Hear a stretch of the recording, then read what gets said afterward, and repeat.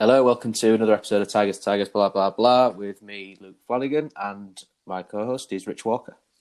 How then? Which seems to be what we put on social media every time we have a new signing. Yeah. It just seems to be now then, so we'll just keep using it. Now, just a couple of things before we get started. Obviously, lots to chat about this week. Big thanks to Danny Johnson and Hull City Ladies for sponsoring us.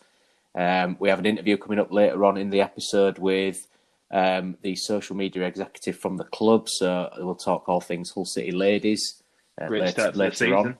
Great start to the season. They did lose yesterday against Huddersfield. That was the first time they'd lost this season. So good win against Sunderland. Good win at the weekend.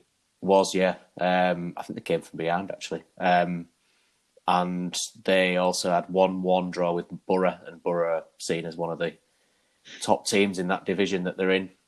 So it's been a good start for Eddie Costello's team. So we'll chat about City Ladies later on, and we will keep having features around City Ladies as the episodes keep going.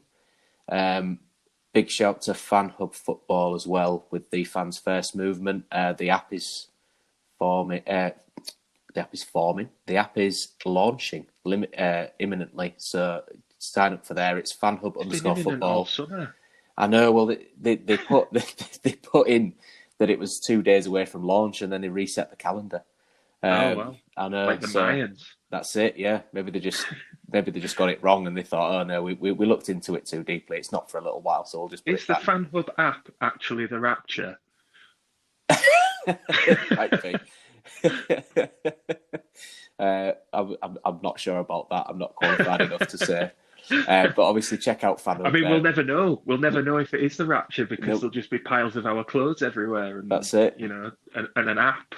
Just an app. Skynet or something. Humans gone, technology here.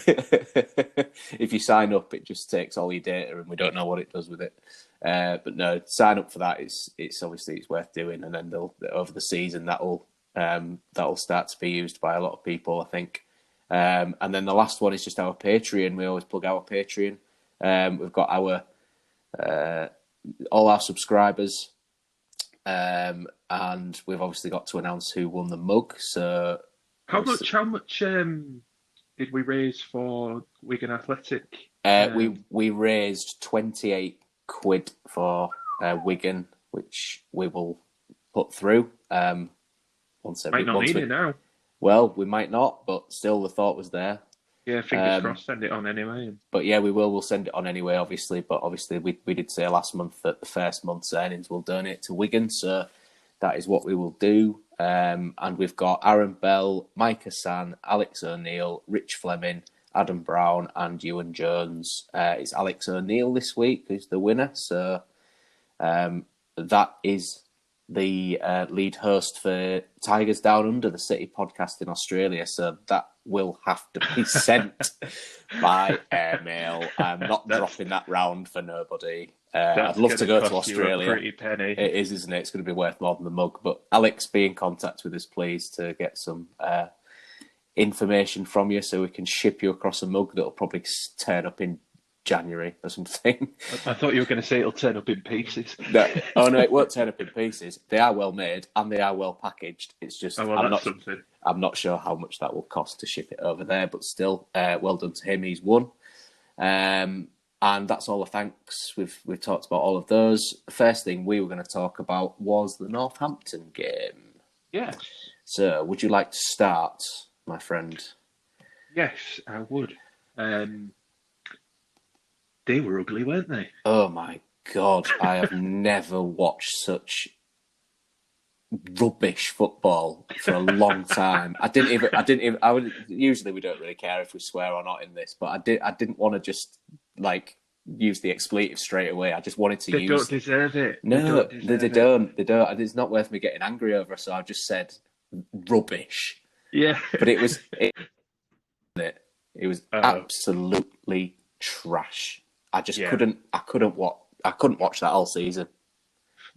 If you're a Northampton fan, and I mean I have lots to say later on this because I think it's quite funny. I will tell you about some of the people that I've been in contact with through my writing, they're Northampton fans. Oh, I can imagine. I can And imagine it's been fun. some of the stuff they came out with post game was laughable. You will honestly. But anyway, they were ugly. What else were you going to say before I jumped in with the rubbish adjective? Yeah, well, I mean, they were ugly, but from our point of view, I thought we did well to stand up to it. You could see that first, 15, 20 minutes of the game. It was almost like it didn't take us aback, but you could see that it was kind of like, okay, how are we going to get to grips with it? Because I think at that point it could have gone either way. Their physicality could have got on top of us, and their direct play, and they looked to like they had carried some threat from set pieces as well. I mean, that is direct with a capital D, though, isn't it? Well, I think all the letters are in capitals. Just pumped forward. Yeah, play off the big man, and just horrible, niggly little game. It was so frustrating to watch at times. It was. I mean, we joke they were ugly, but I think I said to you in the week that there are. They will beat teams playing like that. Oh, they will. They'll shithouse teams. Yeah, unbelievably. Yeah. Yeah, you have to stand up and be counted when you're playing teams like that, because it's not just the direct and kind of relentless nature of the long balls and playing off that striker. It's every little challenge seemed to be a horrible one. Not dirty, but just like borderline, like aggressive and tough tackling.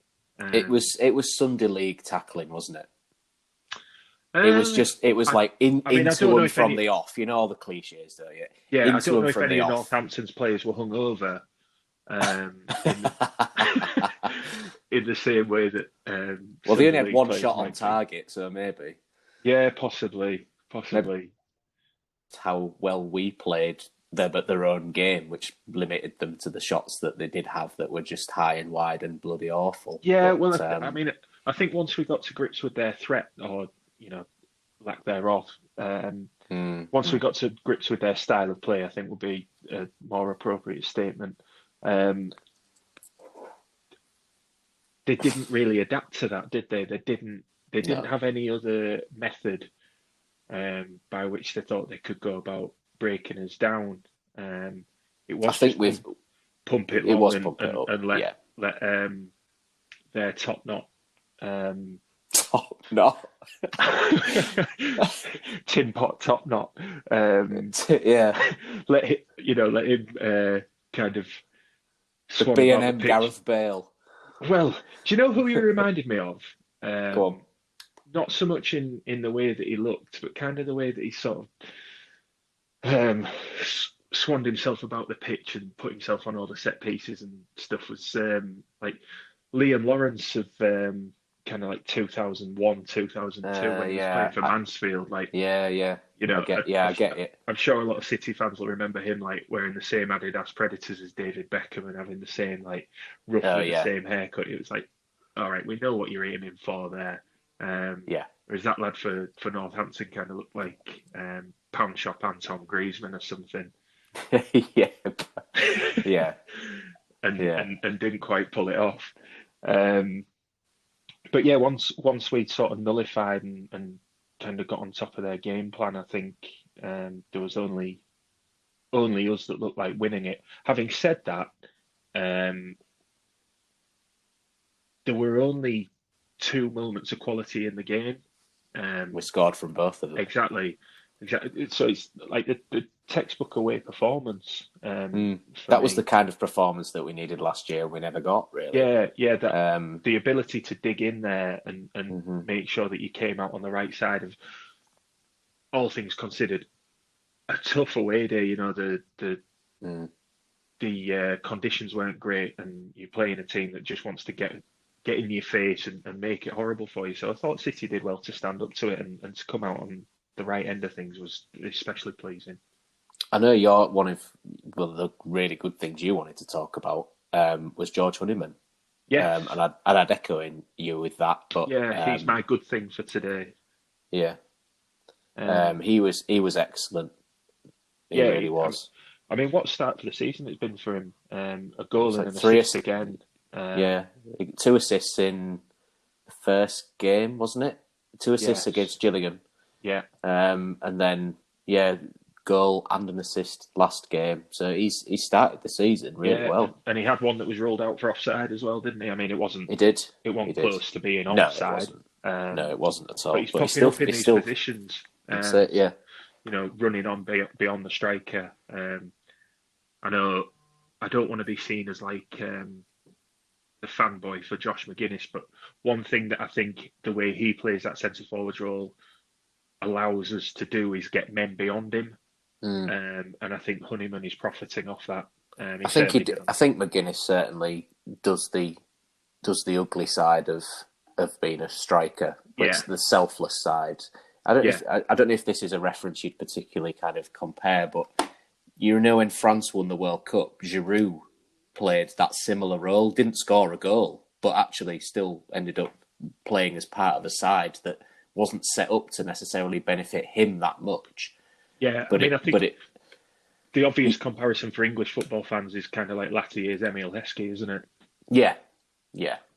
It's just the running, the dirty work, doing the doggies as it was, just everything that he does. People look at the stats afterwards and go, "Oh, well, he hasn't had a shot on target, or he hasn't done it." What about his movement? The other to thing let Honeyman go in the hole or whatever it may be. Yeah, and the other thing with playing that sort of role is if the game's not going your way, you can just look very, very poor because, the things that you have to do as a centre forward who plays that way can sometimes go under the radar when you're having a good game. I was a little bit nervous about him getting sent off, I will say. I was in that sort of game, yeah. Because he got booked quite early on. And he does love a red card. He does, yeah, and a frustrated red card at that.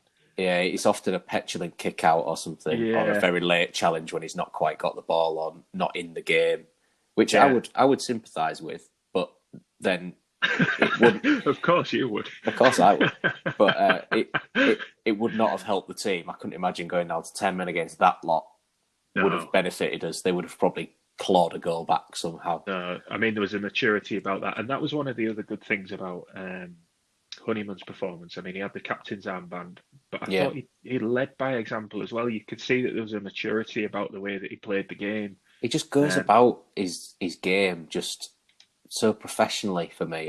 I'm liking Honeyman more and more every week. Yeah, he's found his game. Whether that's because he's found his level or not, I don't know. But it's hard to say. You can only beat what's put in front of you. Certainly. Obviously, at times last year he struggled, and all right, he came on strong towards the end of the season where he was one of our better performers. But for the early part of the season, you could certainly say that you didn't know what his place in the team was, and you didn't particularly understand. At least I didn't. You wouldn't have picked him, would you? But he's definitely. I didn't know what he could contribute. I didn't know what he could, where his attributes were. I feel like I'm getting an understanding for that now. It's nice to see. He's the number 10, isn't he? He's got number 10 on his back for a reason now, I think. He fits that role so well, especially, like you say, maybe it's his level League One. That's no disrespect to him. I want to see him keep on doing this, improve every week. If this is his level and he's really good at this level, then brilliant. I don't care about, don't look forward to next year or anything. I just want to keep seeing what he's doing. I just really enjoy watching him. Yeah, I'd agree with that. Dynamic midfielder. It's been a while since I've enjoyed a midfield like we've got.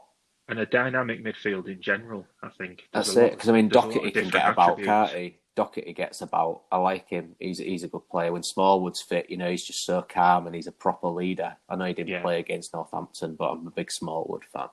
Yeah. Alfie Jones played well, though, in that position. He did. I've been impressed with whenever I've seen him play. I think that was actually one of the key things. The longer the game went on, is you've got that somebody in midfield, and it was one of the things that I said last week when I thought that he might drop into that role if Smallwood was injured. Big lad, He is a big lad, and he's a ball player as well. So yeah. But if Northampton wanted to pump it, it's like, okay, we'll just drop 3 into the back. That's You've got one up top, so easy. Snuff it out. Yeah, absolutely. And there was when we did look a little bit ropey in the first 10 minutes. I think there was an injury, and then all the players came over, and McCann was very specifically telling Alfie Jones what to do. Yeah. And after that, we didn't see nothing from Northampton. No. So I think McCann is improving week on week with going, right, no, you're not quite doing what I want you to do. Make sure you do this. I trust you to do this. And it seems to be, working currently. I One of think the things... we'd be remiss if we didn't discuss the two moments of quality, though. I mean, massively. Two things that stood out for me, three really. The ball in from Honeyman and the header for the first goal. Beautiful. Lewis Potter's finish was brilliant. That thing that I tweeted you with, which was just the guy, and it just says Honeyman to Lewis Potter, and that guy runs up and headbutts that door and goes through it. That did make me chuckle. Yeah. But yeah, the deliveries of set pieces are just because he proper works as well. That was a training ground routine because Elder went over it, wasn't between him and Elder, yeah, it was. Yeah, because obviously he was the left footer, and they've shaped for that, and it's just worked to a T perfectly. They've obviously worked on that the training ground really well. I mean, and then the other one, Adelican's ball through was good lord. Have I said that right? Am I pronouncing that right? Still, I can't. Do you know what? This is really silly. I heard somebody else say it a different way, and I thought that makes sense, and now I can't remember how he said it. Yeah, I think it's Adelican, Hakeem Adelican. I'm going with that. Yeah, but I mean, we got free kick. Elder took it quickly, and then Doherty passed Doherty took it, passed it to Elder, and passed it to. And Adelican's ball was just beautiful through ball, wasn't it? Yeah, it was. Do you know who it reminded me of? It's the way that he was able to shift his body and create some space for him was Shoni Aluko. He was brilliant at doing that. Yeah, that's a cracking reference. That he could just do that with his turn on a sixpence and just he was just able to kind of roll his hips through. That's it. Yeah, without actually moving on the ground, just shift his position. To create that space for him, considering that was his first game in a long time, and obviously, we didn't think he would be involved from the start, and he was, but that was because Wilkes had carried a knock or whatever. Yeah. But he did well in that, and that moment of quality, obviously, stuff like that in a game where you're playing, god awful football against. A side that plays god-awful football, should I say, where you've got somebody like that who can pull that out of the bag. And obviously Honeyman did really well to finish it as well, because the keeper didn't make it easy for him either. So, it was pleasing. What was your good thing? My good thing was the shithousing. Of course it was. I just thought the way that we kind of... I don't want to use the term dark arts because I don't think we did necessarily, but I just loved seeing, for example, Emmanuel go over the advertising boards into the ground to get the ball, and there was one on a cone right in front of him. Little things like that. They were just winding Northampton up so much. But having talked to a few Northampton fans just through some of the writing and stuff that I've done, they describe themselves as a shithouse team. Oh, okay. They basically do what we did to teams on a weekly basis, and they managed to get into the playoff semi-final and into the final and go up.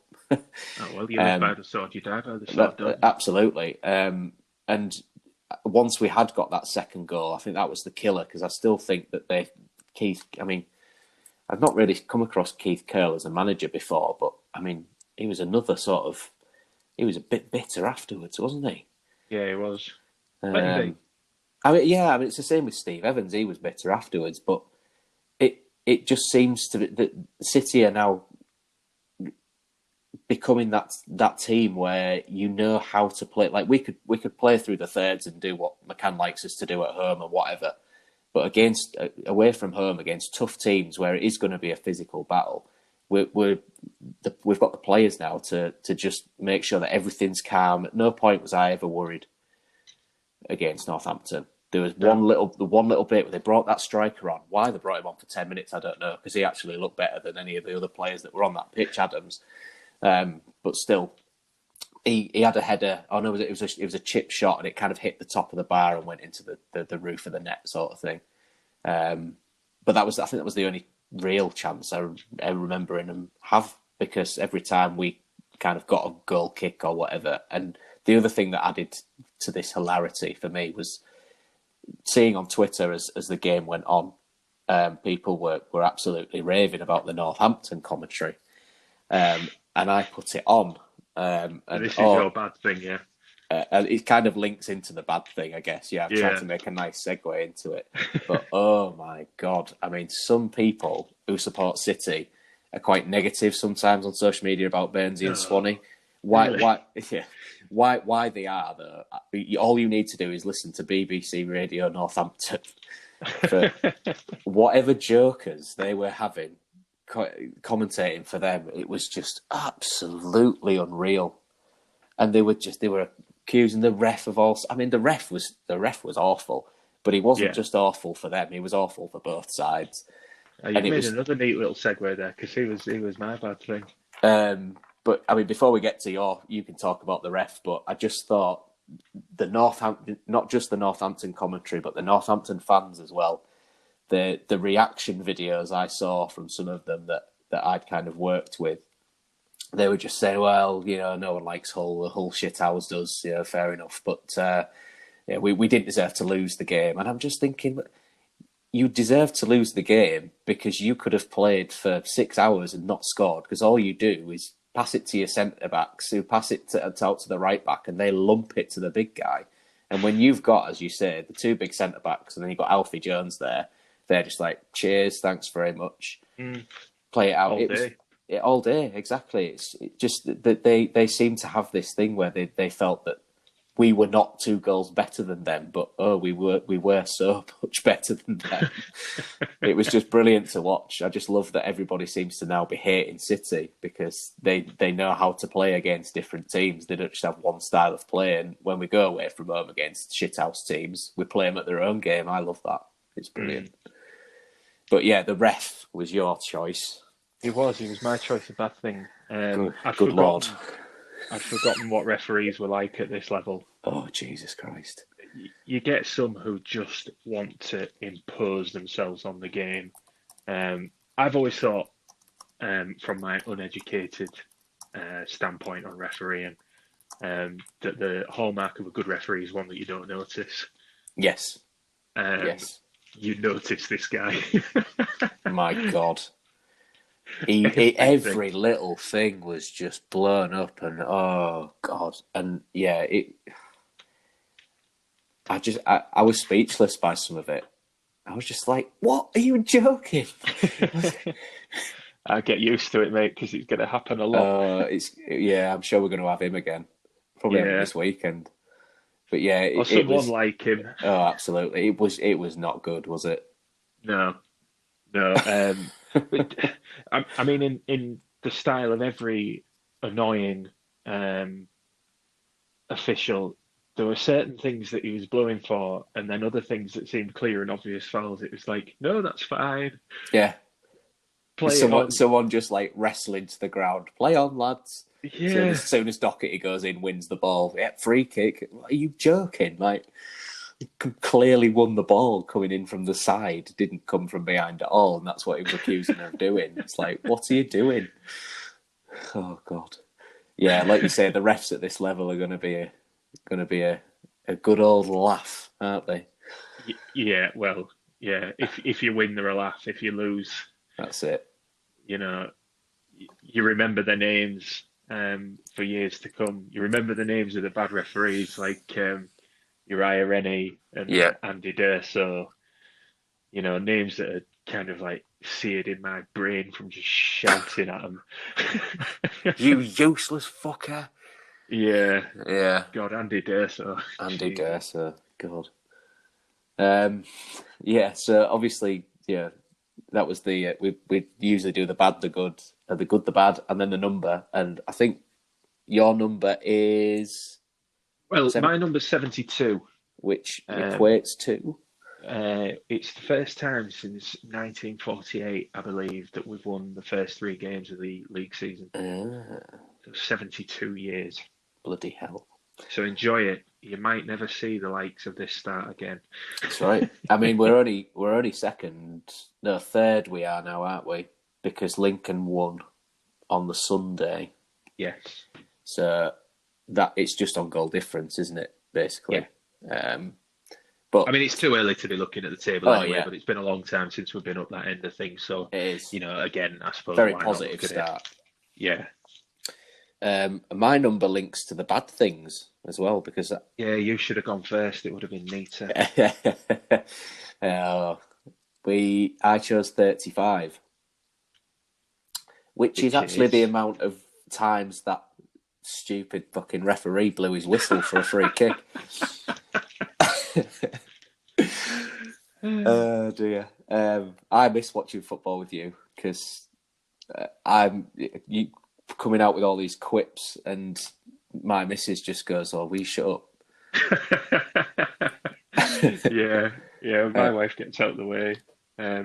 Although she was out on Saturday afternoon. She came back and she went, "Did they win?" And I said, "Yeah, 2-0." And she just went, "Ooh." Like she's not used to it. Usually I'm a right miserable git. Fucking hell, that's 3 games in a row, that. Yeah. First time since 1946. 48. 48, sorry. Get it right. Soz. But yeah, 35 fouls, which is an awful lot, isn't it? Yeah. It was just so stop and start. I think particularly second half, actually. I was happy for it, though, second half, if I'm honest. It killed the game in our favour, didn't it? Because they weren't really able to get any momentum to get back in, which did suit us. I mean, the free kicks weren't being awarded consistently in their favour either, so they weren't able to put us under any sustained pressure. No, I mean, if they kept getting free kicks down our end and pumping them into the box, at some point maybe a header could have gone in, I guess. But it didn't ever. All their long balls just went out on the full, basically. They just went over the top and out for a goal kick. And Matt Ingram was like, take my time with this one, lads. Yeah, that was the other thing. They didn't quite have Liam Lawrence's quality of delivery on set they pieces, didn't. So. No, they definitely didn't. It was very much hoofball, wasn't it? Yes, yeah. It was. I think maybe like watching Wimbledon of the late 80s and 90s. Not even that good. But without any of the strikers that they had at the time who could actually finish any chance that was presented their way. But yeah, so obviously we've done the Northampton roundup. We're speaking to Graham Cannon from Hull City Supporters Trust. We are. Graham Cannon. I believe. Graham Cannon is going to come on and we'll talk to him. And we've also got Hull City Ladies social media executive Alex Robinson on. So we'll have those 2 interviews and then we'll be back with the preview for the Plymouth game.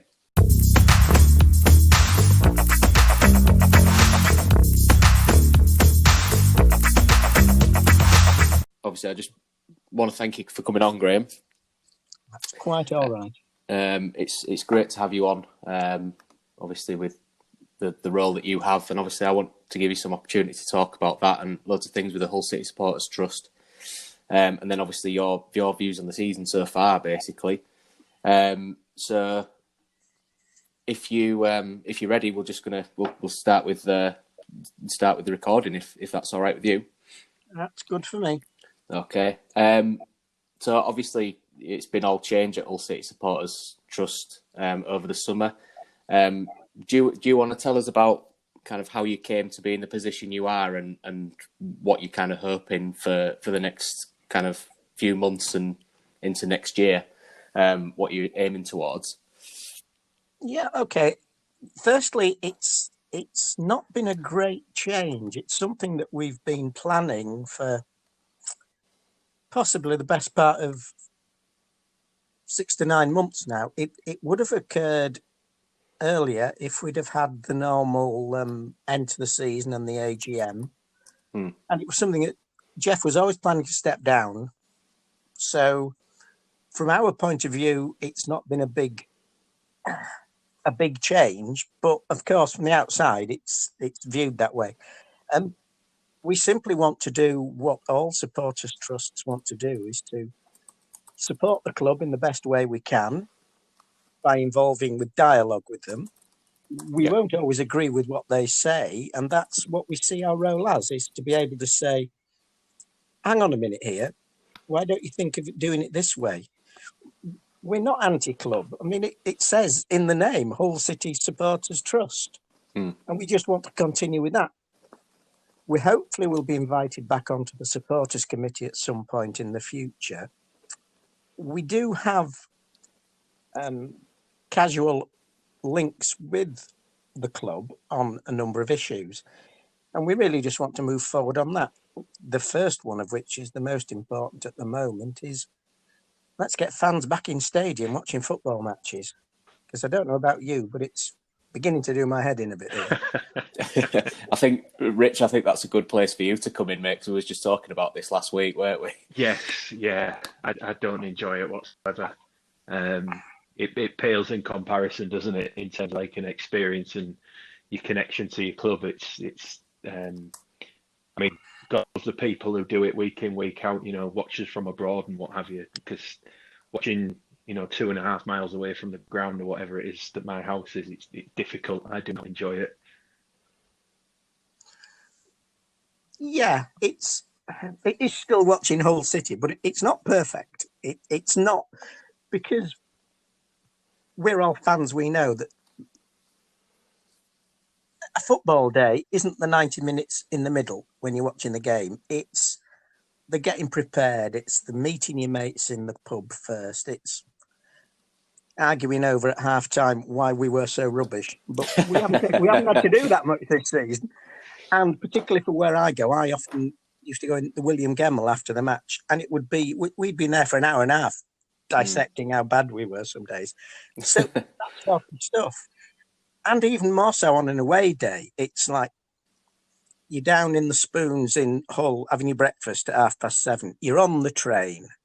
You're on with a load of other people having, shall we say, perhaps not the right drink to drink at that time of day. Train beers at 7 a.m.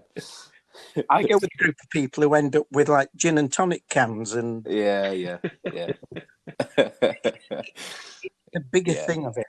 And that's what a lot of people are missing. And I can see in these lockdown times that this is affecting some people's mental health, because they live for this. That makes a lot to them. It's things like that we need to consider. I mean, I understand that we do have, the clubs have to follow the safety guidance, but you've got to think that at some point we are going to have to move on. We cannot constantly stay like this. A, because of people's health, but B, clubs won't exist anymore.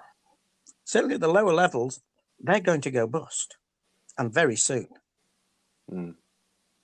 I mean, one of the things that was interesting, I mean, obviously we've dropped into League One this season. The League 1 and 2 didn't restart, did they? When the Premier League and the Championship did. And lots of those clubs said they just simply couldn't afford to do it. So 3-4 months down the line, if it keeps, because so many clubs rely on that revenue through the gates, don't they? That it is literally going to be, 5-6 teams a week are just going to be completely, they are going to go bust, as you say. They're not going to exist anymore. And those people that relied on that, it's not just the fans, it's not just the players, it's all the people around in the community. Those people won't have that anymore, will they? Yeah, it's the effect on Anlaby Road already. Yes. We've lost Parkers. I never thought in my lifetime I'd see that place shut. No. And it's that knock-on effect. And I understand that it's so desperate for some clubs. Like it's the second qualifying round of the FA Cup on Saturday. And from what I understand, there's something to do with the contracts with the FA and for the FA Cup. If you don't actually kick off, you're not locked into the contract. So somebody said, was it last night, that up to 40 clubs may just say, we're not playing. Literally. If they don't get money, tomorrow. And the annoying thing is, there is so much money in the game. I mean, look, Macclesfield Town went bust for £500,000 of owed money. Yeah. How much does Willian get at Arsenal now? I For a think week. he's on upwards of 200k a week, isn't he? That's a fortnight's money. It is, yeah. Frightening. And it's only going to get worse. And the other thing was, I think it's interesting you make that Arsenal point. So obviously, I know we're a City podcast, but the Arsenal point's really interesting because they let loads of staff go, didn't they? And said basically they couldn't afford to keep them. Yet they signed him, admittedly on a free, but the wages he commands as a one of the biggest earners in the Premier League. I wouldn't have thought anybody would argue with that. And you do have to question kind of the morals and the intentions of those clubs if they don't see their employees beneath players as something that they can afford to give, but they're all right to give the massive contracts to those players who are above 30. He's 31, isn't he, Willian, I think? And he's on a 2-3 year contract at 250 grand a week. It's just, it does feel wrong, doesn't it?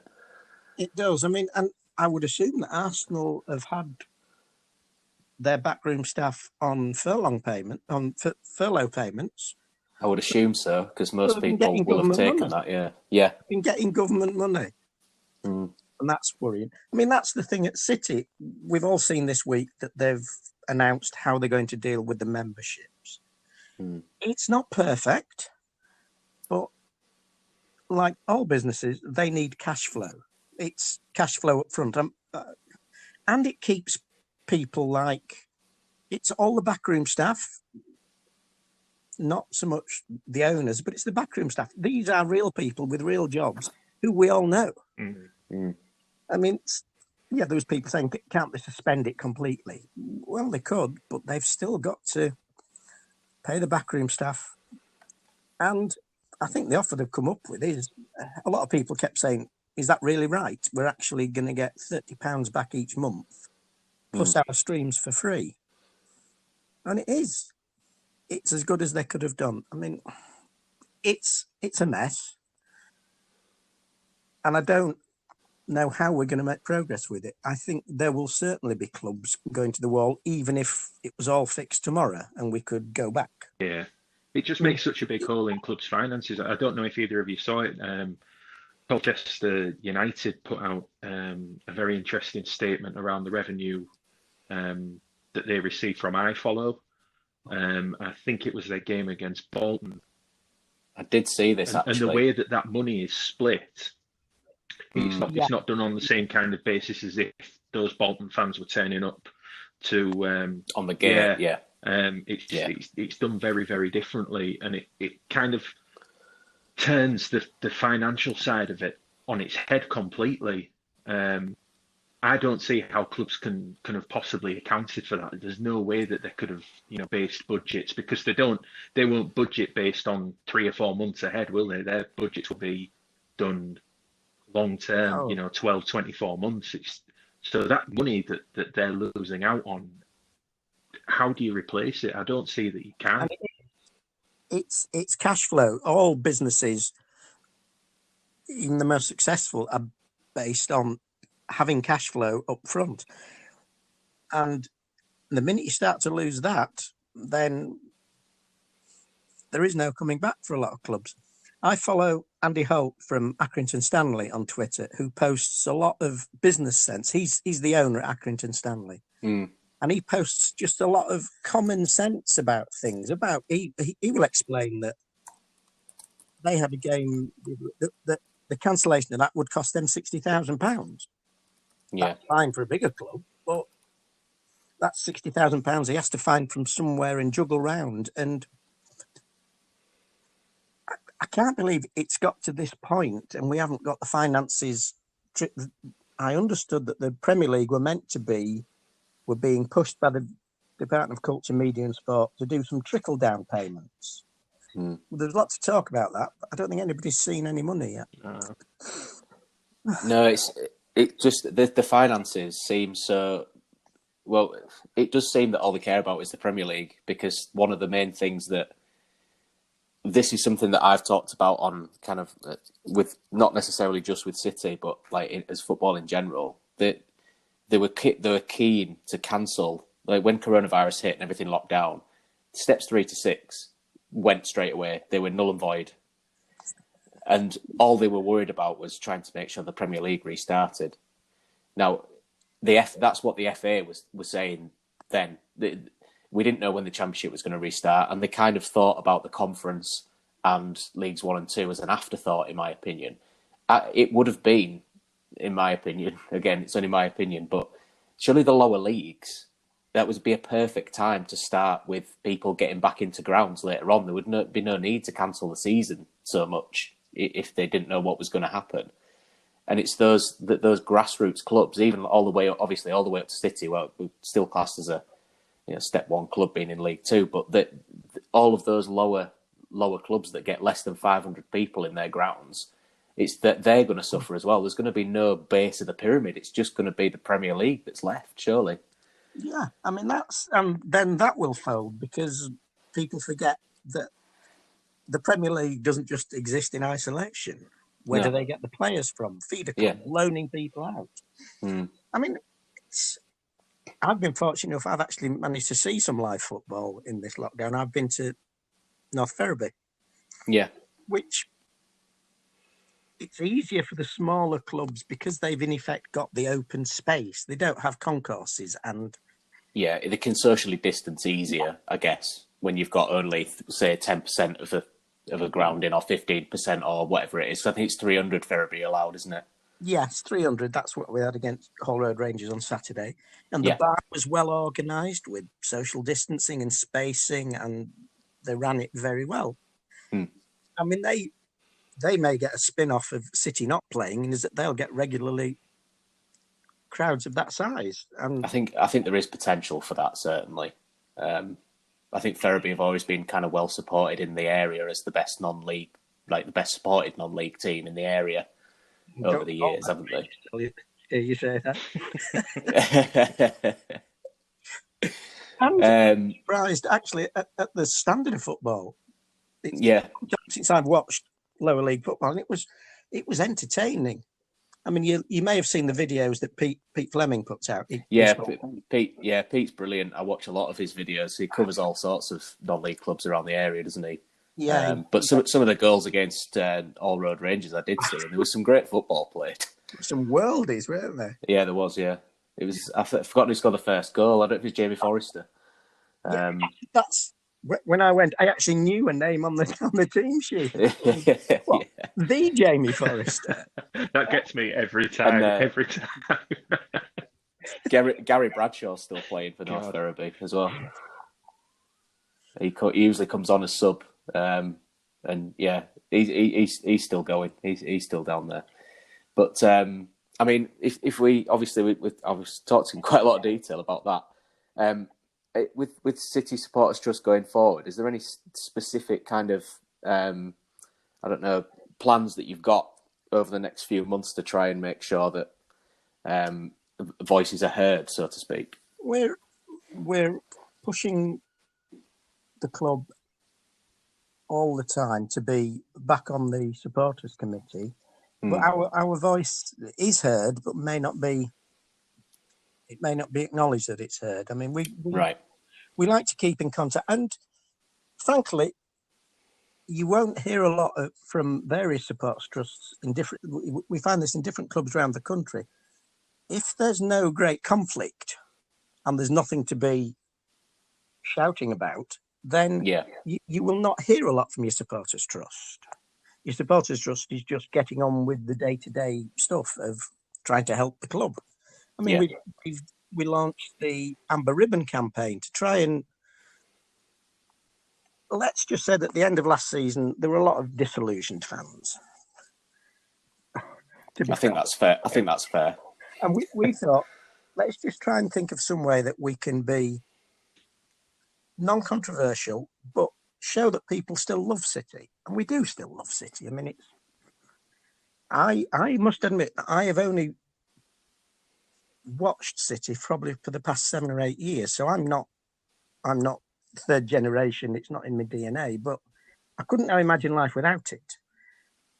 But it's to try and get people back involved with a feeling for the club, for the city. It's the club and the city are very interchangeable, in my opinion. It's one matches the other, and it's good it is that way. But that's what our main aim is just to keep pushing, prodding the club. And also, we will at some point have to be doing a pilot event to go back. And we want to try and talk to the club and say, look, when supporters do go back, it's going to be very different. It's not going to be like normal games. A lot of other clubs and their supporters trusts have already explained to people how the new game day will be.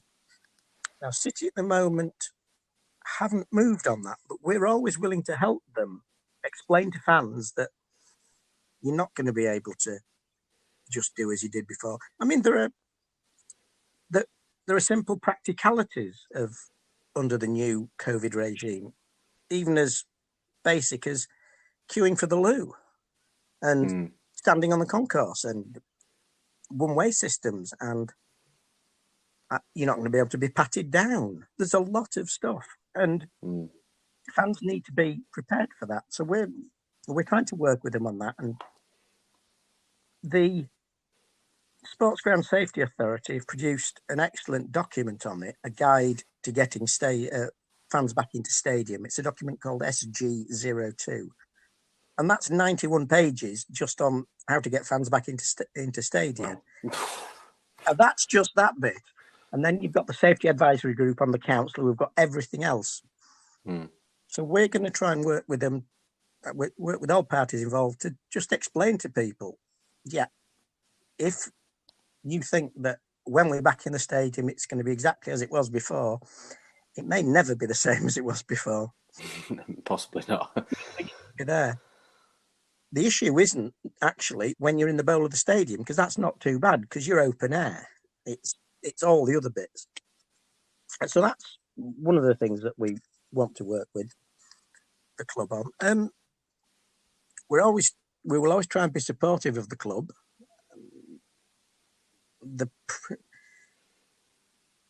There have potentially in the past been issues with the owners of the club. I mean, if you agree with them or not agree with them, they're the owners of the club at the moment. And they're the people that we have to talk to on behalf of fans. And we are most willing to do that. It's always divides fans, this, isn't it? Yeah.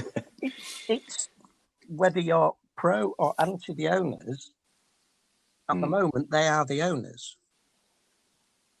So we have to work with them. Not agree with them, not be simply repeat what they want us to say parrot fashion, because we are our own people, but we have to work with them, and you have to build a working relationship. And we're always willing to do that. Yeah. Rich, do you want to come in here? Because I always find it difficult to talk about this. I don't mean like that I disagree with Graham at all, because I really do agree with what he's just said, but there is some vitriol out there. Well, of course there is. But I would tend to agree with what Graham has said there, in that you cannot completely shut any dialogue down, or any willingness to have dialogue with the owners down, because you disagree with them, because the fact remains, as you said, that the owners of the club, and if you're not willing to engage with them, and vice versa, I think everybody loses out on that, because whether they're looking to wash the hands of the club or not, the fact is that they're still the owners, and while they own the club, supporters should have that chance and the opportunity to have the dialogue. I hope that they do, formally bring the supporters trust back into, fans advisory groups and what have you, because I would imagine that now the number of members for the trust is, larger than it is for the official supporters club. So this is a large body, probably the largest paid up group of City fans, and to not give them that voice, and on the other end to not want to engage just because you disagree with historical issues, setting a marker and saying, I've disagreed with the name change and whatever, that's fine, and I respect that. But then it doesn't do anything for you going forward, does it? I think you have to be as pragmatic as you can about it. So I appreciate what you're saying. If you find it difficult to speak about, but vitriol doesn't help you move forward, does it? And I'm not saying that people necessarily want to move forward with these current owners, because a lot of people don't. And, those of us that think that are justified, might feel that we're justified in doing so, but it doesn't help you in the interim. You have to move forward. You cannot be always stuck in 2013 and that was then and this is now. Yeah. That's exactly what we're saying. We can only go forward. We've got to move on. I mean, yes, the issues of 2013 and 2014, and to some extent 2016, when the sale didn't go through, that's gone now. People may not forget it. Well, you won't forget it because it was fairly traumatic within the relationship between the club and the fan base. But we aren't there anymore. We're in 2020 in a different situation. The club's in a different level of football and may be struggling. So let's move on together. Again, the Amber Ribbon campaign was to do that. It was to try and promote unity. Well, the past is the past. Let's try and move forward and make progress. And that's what we're always willing to do. I think that, that is so important, particularly in this kind of fallow period for the club. Local supporters and supporters who care enough to be involved in things like the trust, paid up members, or like yourself, where you have an active role in the day-to-day duties of the trust. For the club to engage with supporters who are as invested in their club is very important, and it is important for the longevity of any football club in League One or League Two. Your local support base will always be the one that you can rely on. Yeah, exactly. We aren't a Premier League club anymore. Fans' revenue from ticket sales and fans is now quite important.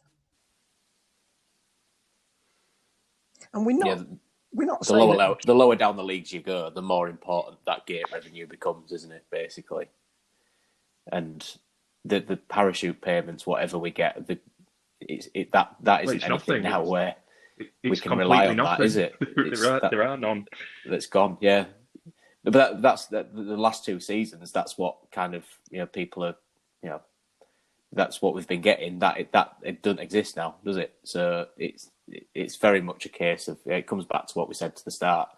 We need to make sure that at some point and some point soon, fans are allowed back in. It won't be allowed all of them, will it? But we need to try and get some kind of fans back into the grounds, because otherwise we're not going to have clubs to support anymore across the country, not just City. I mean, I know we know it as football fans, but I don't think the rest of the wider community actually grasp the seriousness of it and the time frame of it. We aren't talking days and weeks in some cases here. It's not something, they'll all be safe until March.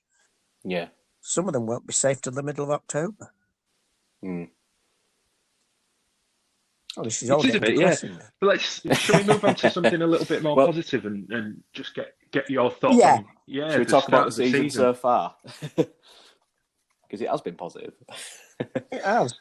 And that even makes it more annoying that we can't be there. I know. Yeah, I know some of the away games we've got in this early period of the season and we can't go. It's really annoying.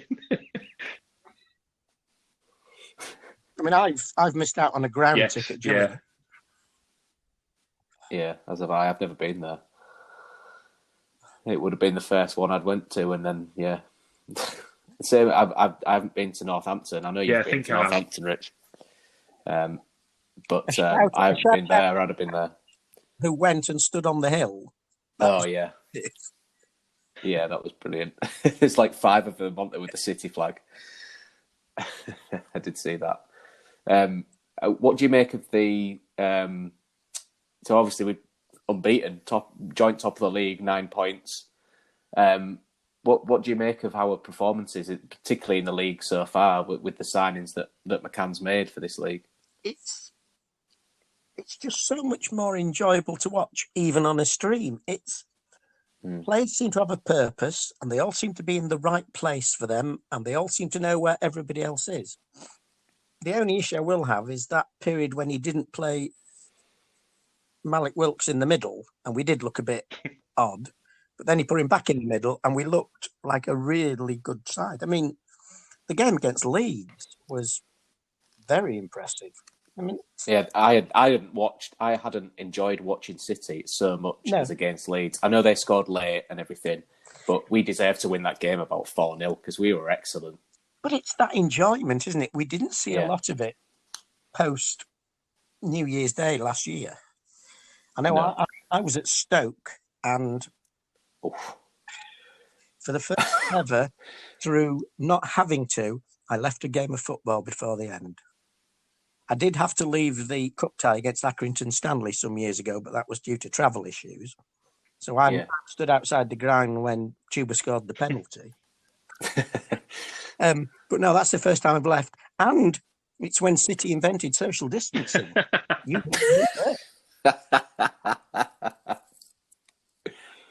Yeah, I know a few people who went to Stoke, and it was that. I think that was one of the very, very low points, wasn't it, before lockdown? I mean, that bank at the state, what's it called now? It used to be whatever they've named it now. Britannia, I don't know what they call it. Yeah, 5 Stadium, whatever they call it. Bet365, that's it. Yeah, fans is always cold, even if you're playing in April or August, it's always cold there, and it was just a sad day. But I think it may be that the players we've brought in, and also the players who've stayed, perhaps this is their level. Potentially. Yeah.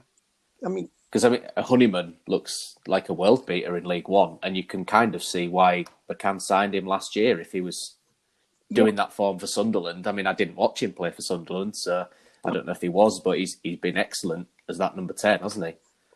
Yeah, he's been fantastic. I mean, it's just a pleasure to enjoy watching games again.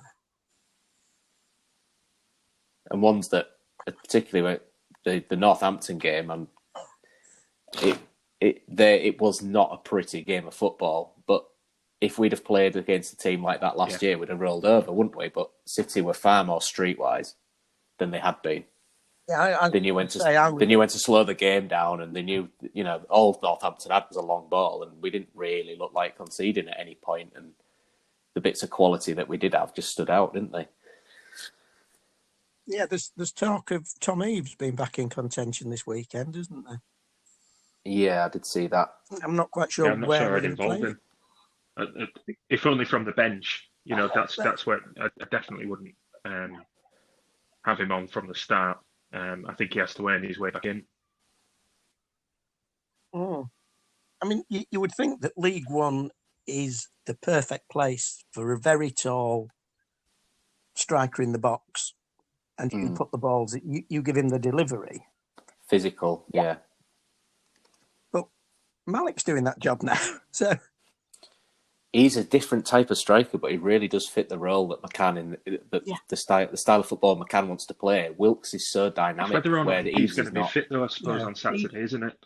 I don't think Wilkes will be fit. I think he'll be on the bench if he's involved at all. Smallwood. I wouldn't risk either. In fairness, if neither of them are 100%, well, no, you don't want to be 8 games this month. I don't know. So that's it. That's what I mean. You don't want to be losing. You don't want to try and bring Smallwood back. And there's another thing. We've got choice. We've got options. Yeah. That we can rest people and bring other people in, which was that sometimes didn't happen last year. I mean, as you say, we've got 8 games in October, and the weather's isn't looking good, so it's going to be a really tough time. Absolutely. Hey-ho. You will notice in my Twitter handle, you notice when we got relegated, a lot of people put an R in brackets. Yes, we've put that on the Tigers one as well. We have an R in that. Yeah, mine's now got brackets around a C. Very good. So I'm good. Yeah, positive football wise. I like that a lot. No reason why we can't be that positive, on the showings that we've seen. And all right, the standard of the division is not going to be represented by 3 teams. It's a relatively small sample size, especially given that 2 of the teams that we've played so far in the league have both come up from League Two. But from what we've seen, there's absolutely nothing to fear. I mean, Crewe were probably the most organised team we've played against. Yeah, they will be okay in this division, I think. But if Gillingham were sort of pushing on for promotion last year, I wasn't impressed by them one bit. But they've still got 6 points, haven't they? They have. That's what I mean. So we made them look. I mean, particularly at the end of that game, I think if they'd had a few more games under the belt, I think they would have scored 3 or 4. Because we had the chances when they opened up, when they got knackered at the end of that first game, didn't we? Yeah. But the transformation in the team has been remarkable from looking like I don't think we scored in the last 4 or 5 games of last season, did we? No. We didn't score at all. And now it's just, he's playing Lewis Potter, he's playing Eves. He's playing Wilkes and he's playing up top, and there's such a fluid front 3 with whoever he picks. We look like, particularly, I mean, I've been impressed with Josh Emmanuel. I don't know about you, but from a right back, he's so solid. We didn't have a right back at all last season. Now we've got him and Louis Coyle competing for one spot. Louis Coyle looked competent against Leeds. He did, yeah. I think we should get his brother to come and do some motivational speeches there. And they're probably way ahead of you there. I think he'll be in Louis' ear a lot, I'm sure. But like you say, it's great to watch. Even it's annoying watching through a stream, and we all know that. But I don't feel annoyed at the end at 5 o'clock on a Saturday anymore. Usually, another player, King Lewis Potter. I know we only had a very short sort of close season, but he seems to have put on some body weight. He seems to be. I think he stands up to challenges a lot better. Yeah. I think he's definitely been working in the gym. Yeah, hasn't he? Because the way he leaps up for headers and but 2 of his goals he scored has been just bullet headers. Yeah. He's impressed me. He wasn't brilliant against Crewe, but they definitely had his number. They marked him out of the game somewhat, in my opinion. And when McCann made the right change again, when did we say that last season? Not at all. McCann made the right change and brought Meyer on and put Wilkes through the middle, and there you go. There was the bit of quality that we needed. 3, but we've now got players where it works. Yeah. Was there anything you wanted to finish on, Rich? Because I think we're nearly. I think we're almost done with everything we wanted to cover. I hope I'm not kind of chucking you a grenade of a question here, Graham. And forgive me if I am. What I just wanted to ask you is that there'd be probably a number of people who would listen to this who wouldn't yet be members of the trust. I don't know about Luke, but I am. And I'd just like to give you maybe a couple of minutes just to kind of, make a case as to why people should get on board and join the trust at this time. The more members we have in the trust, the more influence we can wield with the club. It's the simple of, we have currently possibly 650 members at the moment, but we would love to have more. We are, I think now I will get my people to check this, but I think we are the 2nd largest football supporters trust in the country. The Man United Supporters Trust is somewhat larger because they have some sort of deal with the club. I think they've got 200,000 members, but most of them don't. None of them live. Most of them have never been to Old Trafford, though. No, it is numbers, and we want to be. We are the voice of members and non-members, but the more members we have, we can be a stronger voice for them. I mean, in all our dealings, we don't just look after trust members, we look after City fans. But come and join us, help us. Help us show how strong we can be. I think that's a very good note to end that on. Yeah. I think that's brilliant. Yeah. Graham, thanks so much for coming on and talking all things supporters trust and all things City. It's been very enjoyable talking to you. So thank you for your time. No, not at all. Oh no, you haven't. I mean, the end part of this podcast is called blah blah blah, and we do that very well anyway. But to add somebody else's voice on who knows a little bit, well, is a bit more qualified to talk about things than we are. It's great to have somebody else's voice on there. So yeah, thank you so much for coming on and talking with us. No worries. That's brilliant. I'm sure we'll speak to you soon at some point in the season. But we'll stay in touch and hopefully speak to you soon. Thank you. Cheers, man. Cheers. Bye.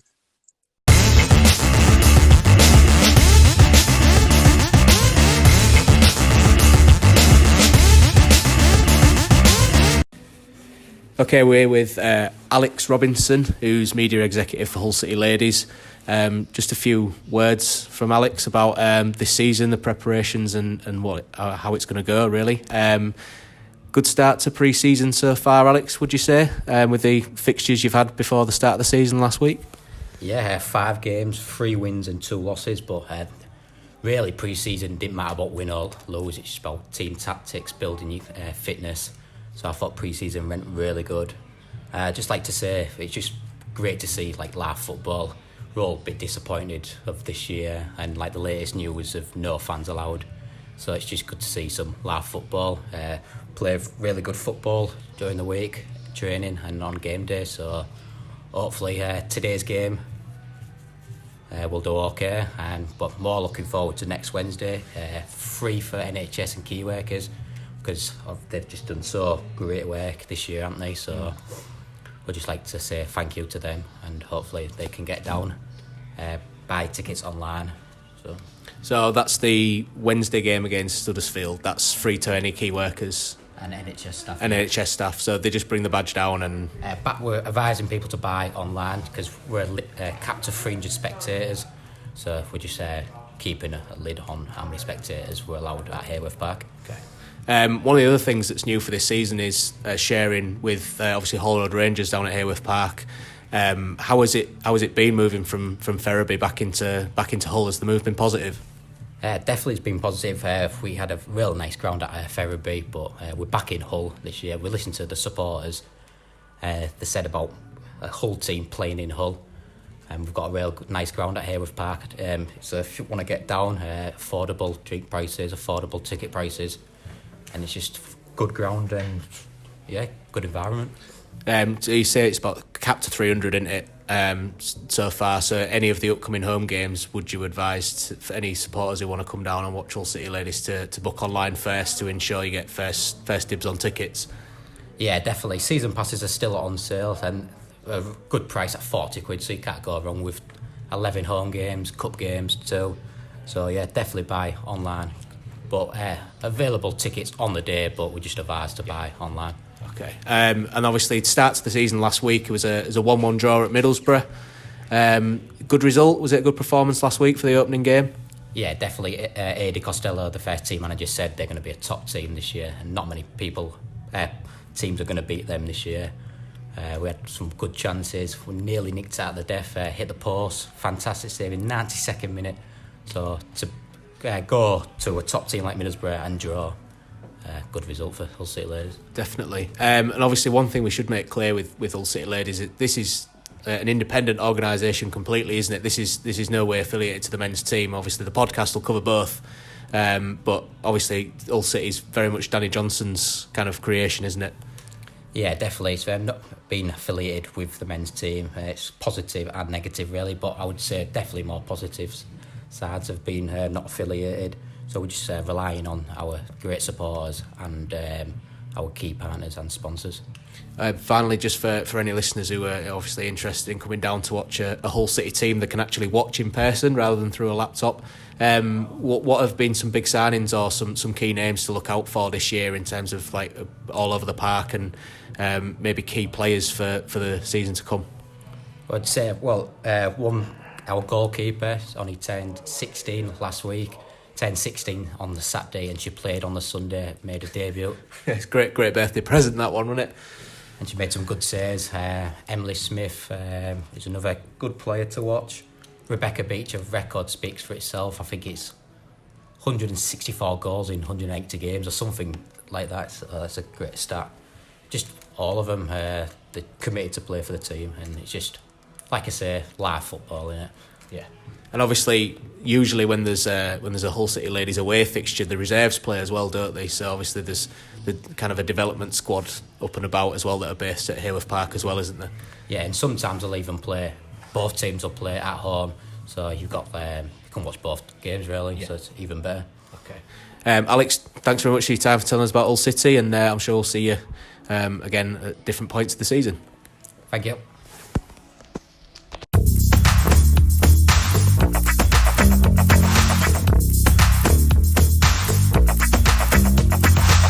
If we look forward to the Plymouth Argyle game at home, yes, they're going all right actually. They're not doing too bad. They've won one, drawn two, so they haven't lost yet either. As a newly promoted side, you'd be more than satisfied with that start.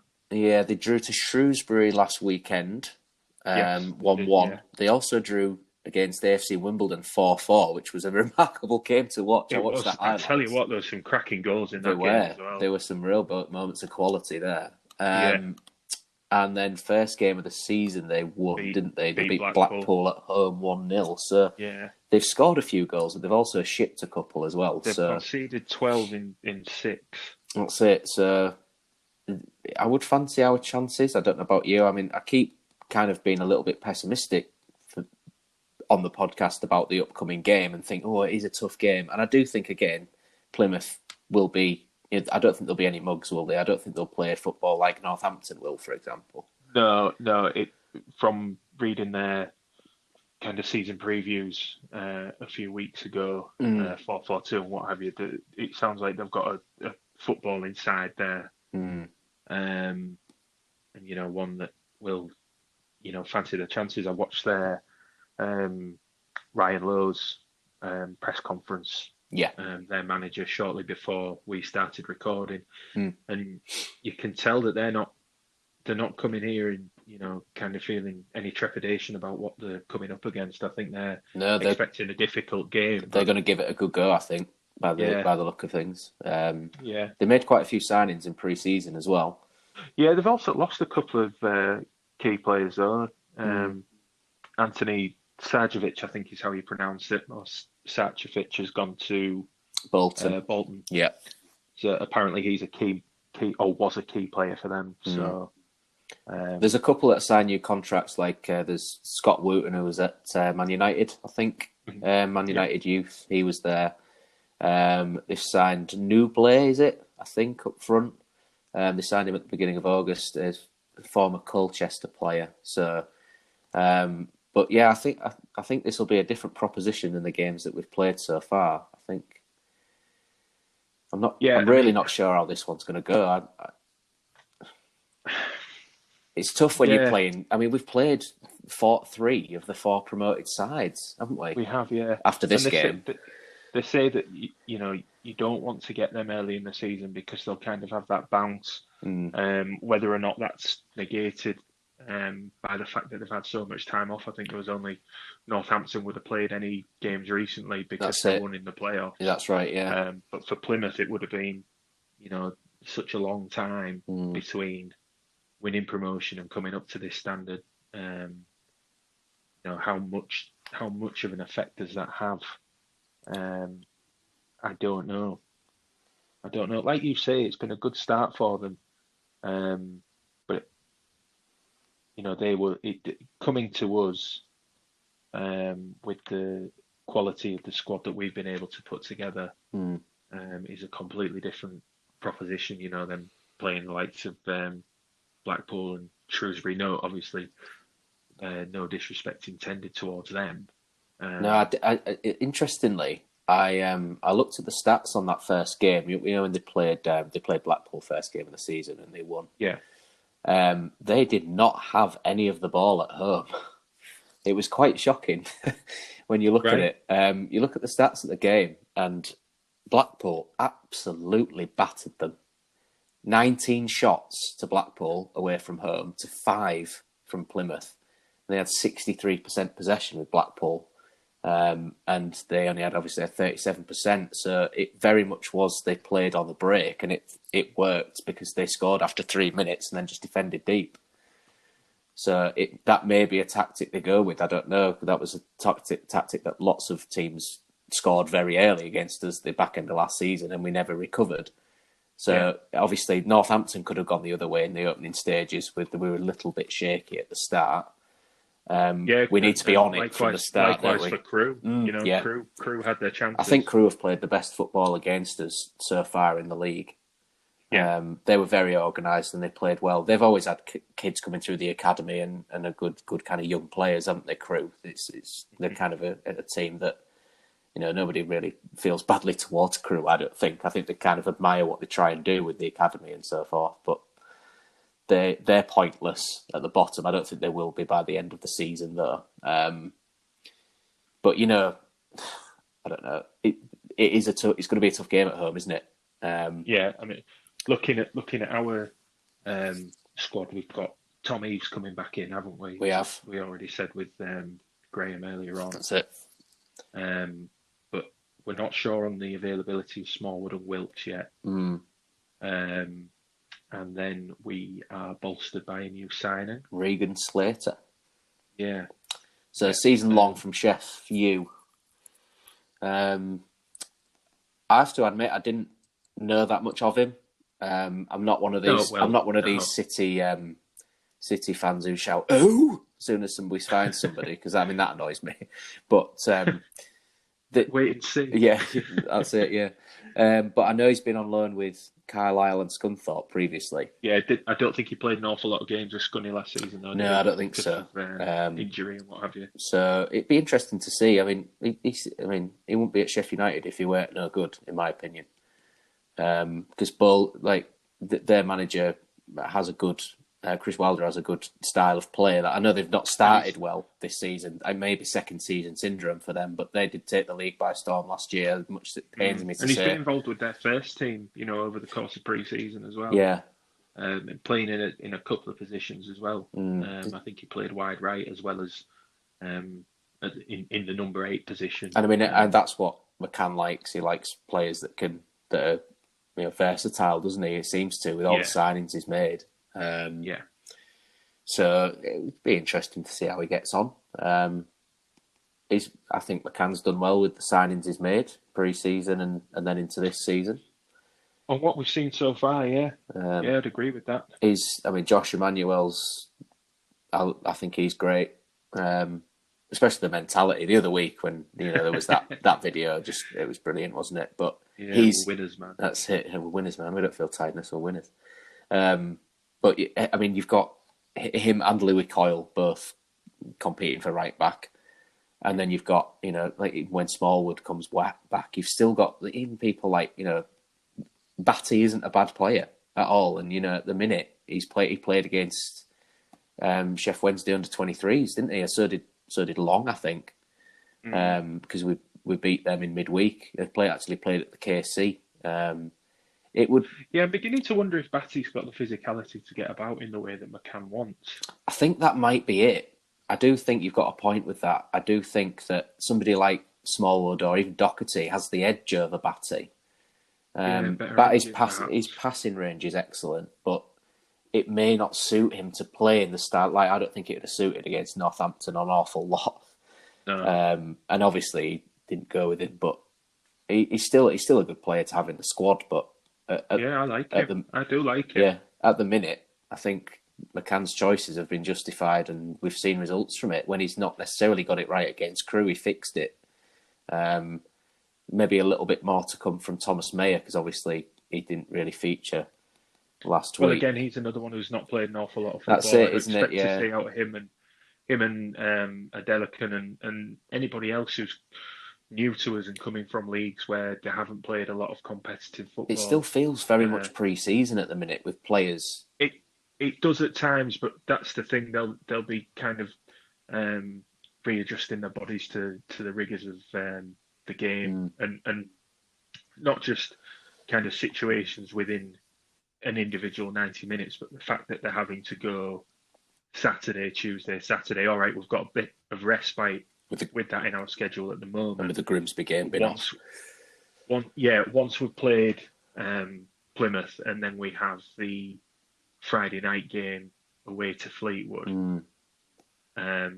We've got another week after that for Rochdale, but then it gets really quick. Yeah.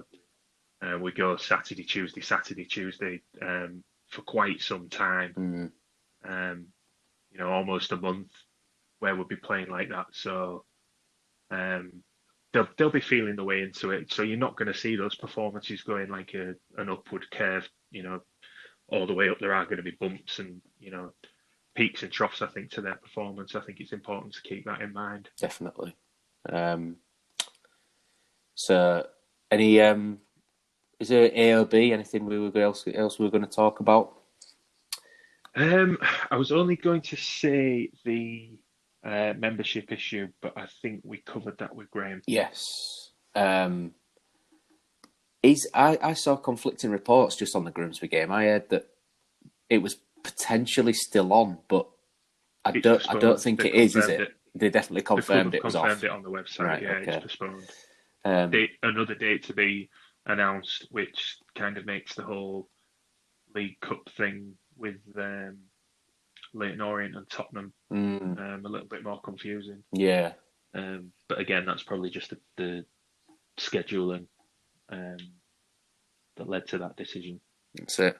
There was some good chats this week, I think. Particularly enjoyed the chat with Graham. It's always good to get another voice on other than us two, isn't it? Nice to get an insight into running the Supporters Trust, the Supporters Trust, and I think there are people who've had their reasons over the years for not wanting to get involved with Supporters Trust. That the story of the previous chairman Jeff Bealby and the scarves that he handed to owners is well documented, and some people didn't want to get involved in the Supporters Trust because of something like that. I can't say that really bothered me. I've been a member of the Supporters Trust off and on since its inception. Yeah.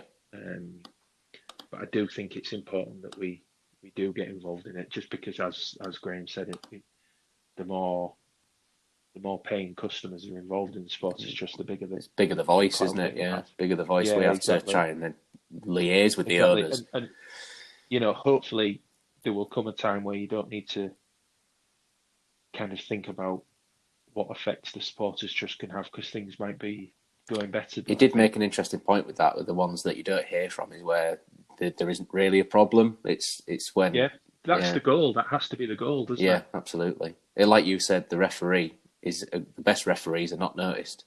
They're the best clubs. All wrapped up in a neat package. We always have to get at least one Simpsons reference in every episode. It's either that or Father Ted. Definitely. Well, we could do both, but I think we'll save the Father Ted for next week, potentially. Potentially.